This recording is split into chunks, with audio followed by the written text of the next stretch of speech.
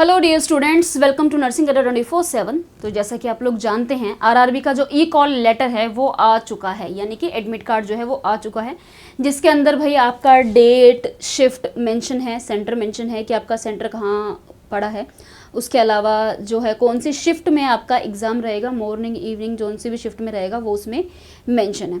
अब सबसे ज़्यादा क्वेरीज जो आ रही है, उस वक्त जब फॉर्म फिल हुए थे वो आपने उस टाइम पर लैंग्वेजेस सेलेक्ट करी थी, ठीक है। किसी ने जो है हिंदी सेलेक्ट करी, किसी ने इंग्लिश, किसी ने गुजराती, किसी ने पंजाबी, सब ने अलग अलग लैंग्वेज सेलेक्ट करी।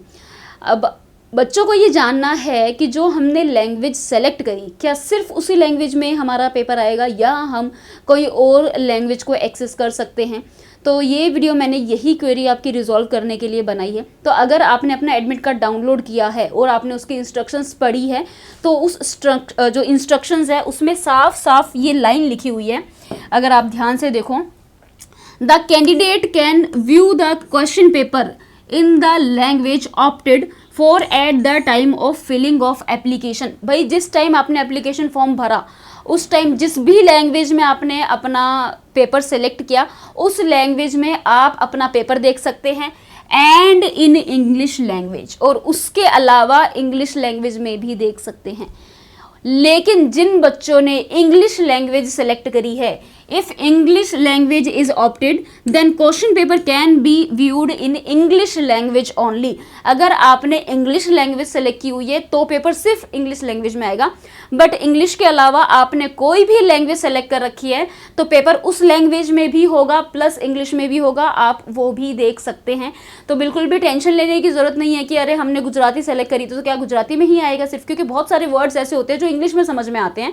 तो इसी वजह से भाई आपके लिए ये आप निश्चिंत हो जाओ, आपकी खुद की लैंग्वेज और प्लस इंग्लिश लैंग्वेज दोनों लैंग्वेज रहने वाली है, जो कि एडमिट कार्ड में लिखा हुआ है। हिंदी में भी आप पढ़ सकते हैं। उम्मीदवार आवेदन भरने के समय चुने गए भाषा और अंग्रेजी भाषा में प्रश्न पत्र देख सकते हैं। ये साफ साफ इसके अंदर लिखा हुआ है कि अपनी चुनी हुई लैंग्वेज और उसके अलावा इंग्लिश लैंग्वेज में आप अपना प्रश्न पत्र जो भी क्वेश्चन पेपर है उसको आप देख सकते हैं। अगर अंग्रेजी भाषा चुनी गई है तो पेपर सिर्फ अंग्रेजी में ही दिखेगा, यानी मान लो मैंने इंग्लिश सेलेक्ट की है तो मुझे सिर्फ इंग्लिश में दिखेगा, लेकिन अगर मैंने गुजराती सेलेक्ट करी है तो मुझे गुजराती में भी दिखेगा और मुझे इंग्लिश में भी दिखेगा। ये इसका मतलब है। तो इसीलिए भाई टेंशन मत लेना बिल्कुल भी। बहुत सारे बच्चे इसी टेंशन में है कि अरे यार हमने तो ये लैंग्वेज सेलेक्ट कर दी, अब दूसरी लैंग्वेज हम ऑप्ट नहीं कर पाएंगे।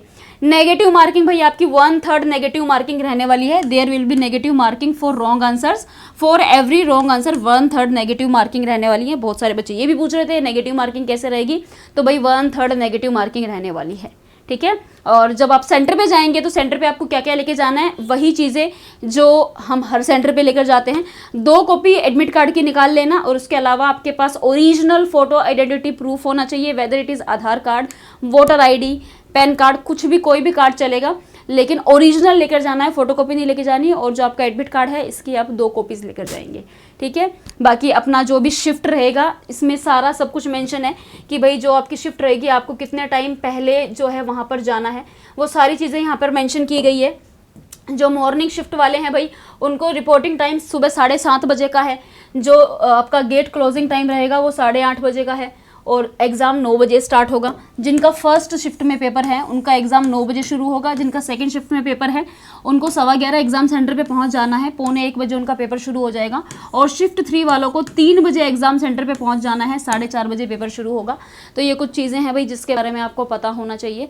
लैंग्वेज वाला इशू मैंने आपको क्लियर कर दिया है। अगर और कोई भी क्वेरी है आपको तो आप कमेंट सेक्शन में कमेंट कर देना, उससे रिलेटेड भी हम वीडियो बना देंगे ताकि बिल्कुल आपकी एग्ज़ाम से पहले आपको कोई टेंशन ना रहे, आपकी जो भी क्वेरीज है हम उसको रिजॉल्व कर सके, ठीक है। तो ये भाई this is all about RRB. ये तो बात हो गई आरआरबी की। उसके अलावा कमेंट सेक्शन में बहुत सारे बच्चों ने बैचेस के बारे में बात की है, तो जो भी बच्चे भाई अगर आप जो आगे फर्दर हमारी जो वैकेंसीज आई हुई है उसके बारे में अगर आप जानना चाह रहे हैं तो हमारे पास KGMU का बैच अवेलेबल है। जो भी बच्चे KGMU की तैयारी कर रहे हैं 5 मई से ये बैच स्टार्ट होने वाला है। उसके अलावा हमारे पास GMCH का अलग से बैच अवेलेबल है, 5 मई से ये स्टार्ट होने वाला है। उसके अलावा भाई अचीवर्स नॉर्सेट 9 के लिए हमारे पास बैच अवेलेबल है जो कि 2 मई से स्टार्ट होने वाला है। और उसके अलावा भाई अगर आप हर एग्ज़ाम की तैयारी कर रहे हैं तो आपके पास नर्सिंग का महापैक है, इसमें आपको हर एग्ज़ाम की तैयारी करवाई जाएगी। ये नंबर है, अगर आपको इनरोल करना है किसी भी बैच में आप इस नंबर पर कॉल कर सकते हैं। उसके अलावा भी मैं आपको बता देती हूँ कि आप इनरोल कैसे कर सकते हैं।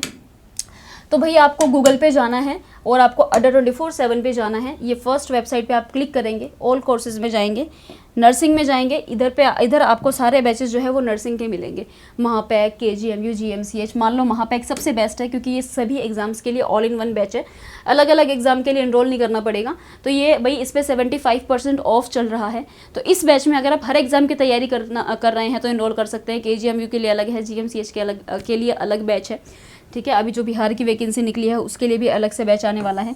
और ये आपकी एडमिशन क्वेरी, अगर कोई भी क्वेरी है तो आप इस पर कॉल कर सकते हैं, यहाँ से इनरोल भी कर सकते हैं। और कोई भी क्वेरी है तो आप कमेंट सेक्शन में कमेंट कर देना। Thank you so much and all the very best for your exam. Thank you.